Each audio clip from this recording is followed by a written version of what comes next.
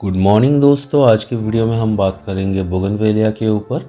और जैसा कि मैंने अपने लास्ट वीडियो में कहा था कि इसके ऊपर एक डिटेल में वीडियो आएगा, तो चलिए शुरू करते हैं।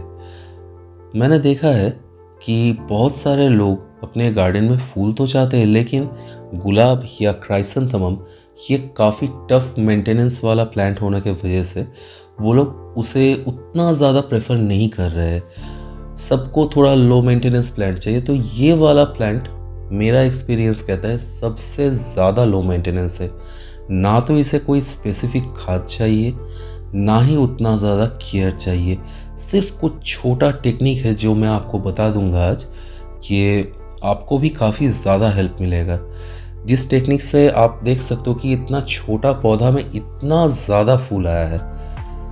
बहुत कुछ यहाँ पे मैंने नहीं किया, लेकिन एक छोटा सा काम यहाँ पे करना होता है। तो सबसे पहले इसमें खाद क्या डालना होता है वो जान लेते हैं। मैंने इसमें 2 बार वर्मी कंपोस्ट ऐड किया था, और जब मैं दूसरे पौधों को मास्टर्ड के सॉल्यूशन देता था तो उसमें से थोड़ा सा इसमें भी मैं डाल देता था। लगभग पकड़ के चलिए हफ्ते में 1 दिन या 15 दिन में 1 दिन, जैसे बाकी प्लांट का मेरा शेड्यूल था। इसके लिए मेरा कोई अलग शेड्यूल नहीं था कि हाँ मुझे ये दिन में ये डालना है वो डालना है, ऐसा कुछ नहीं था। लेकिन हाँ, मैंने इसमें कोई केमिकल एप्लीकेशन नहीं किया था खाद में, क्योंकि केमिकल मुझे नहीं लगता है उसमें इतना ज़्यादा ज़रूरी है। ये नॉर्मली आपको आराम से फूल देगा, कोई केमिकल खाद का यहाँ पे ज़रूरत नहीं है। टोटली ऑर्गेनिक वे से किया जा सकता है। नेक्स्ट इम्पॉर्टेंट चीज़ है धूप। इसमें काफ़ी ज़्यादा मात्रा में धूप लगता है। जहाँ पे कंटिन्यूअसली सूरज आता है आपके घर में, वहीं पे इसको प्लांट कीजिए। ये छाँव में बिल्कुल भी अच्छा ग्रो नहीं करेगा और धीरे धीरे पौधा ख़त्म हो जाएगा, और फूल तो बिल्कुल भी आपको नहीं मिलेगा। तो ये एक पर्टिकुलर कंडीशन है इसका। तीसरा चीज़ है, इसका जो पानी आप देते हो, पानी थोड़ा कम दिया कीजिए।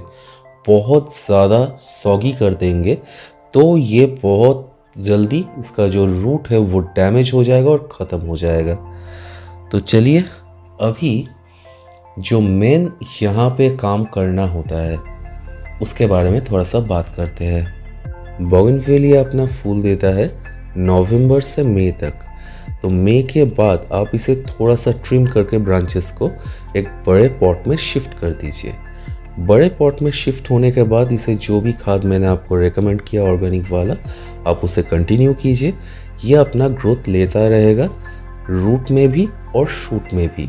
और अपना जो ये स्टैंडर्ड है वो मतलब उसी पॉट के हिसाब से वो बना लेगा।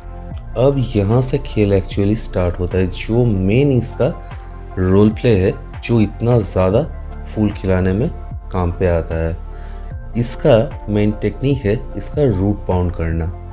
तो रूट पाउंड तो चलिए वहाँ पे 8 इंच पे जैसे कि मैंने यूज़ किया था पॉट, उसमें भी हो जाता। लेकिन मैंने यहाँ पे थोड़ा सा इनिशिएट किया दूसरा चीज़ को, कि लोगों को भी चौंकाते हैं, अपने जो पड़ोसी है उसे भी थोड़ा सा चौंकाते हैं कि भाई इसने इतने छोटे पॉट में इतना ज़्यादा फूल कैसे ले लिया।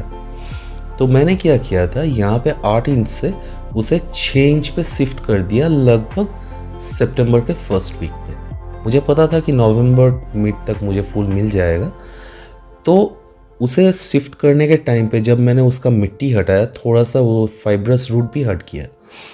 अभी वो तो रेडी है, मतलब उसका जो 4-5 महीने का जो नेचर है वो 8 इंच पॉट के हिसाब से अपना रूट को वापस स्प्रेड करना चाहेगा।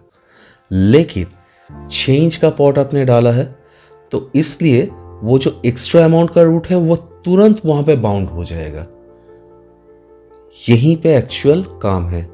जितना जल्दी आप उसका रूट बाउंड कर पाओगे, अगर आप 10 इंच के पॉट में पहले काम कर रहे हो, मतलब अगले साल अगर मुझे इसे करना है तो मुझे एक साइज़ बड़ा करना पड़ेगा, क्योंकि पौधा थोड़ा और बड़ा हो जाएगा। तो उसे एक साइज़ छोटे पॉट में आपको शिफ्ट कर देना है। मतलब 10 में कर रहे हो आप पूरा साल, तो उसे 8 इंच के पॉट में, मतलब एक साइज़ छोटे पॉट में आपको शिफ्ट कर देना है।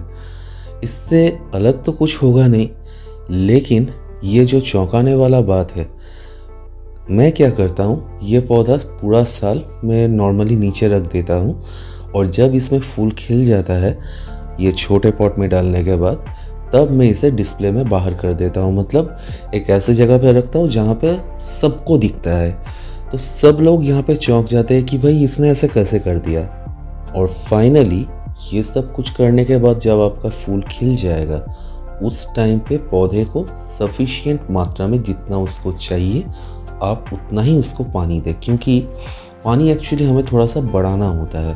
पहले अगर आप 2 दिन 3 दिन बाद भी थोड़ा सा पानी डालते हो, पत्ते एकदम नीचे की तरफ हो गए, एकदम ड्रिप हो गए, उस टाइम पे पानी देना होता है थोड़ा सा ये करके। लेकिन इस टाइम पे फूल खिलने के बाद अगर आप वही प्रोसेस को दोहराते रहोगे तो फूल बहुत जल्दी झड़ जाएगा। तो ये एक प्रॉब्लम होता है, इसलिए फूल खिल जाने के बाद उसे सफिशिएंट मात्रा में जितना उसको चाहिए उतना पानी देना एकदम कंपलसरी है। इस चीज़ का भी ध्यान रखना है, क्योंकि देखिए अल्टीमेटली अगर फूल बहुत जल्दी ख़त्म हो जाते हैं तो आपको कोई फ़ायदा है नहीं।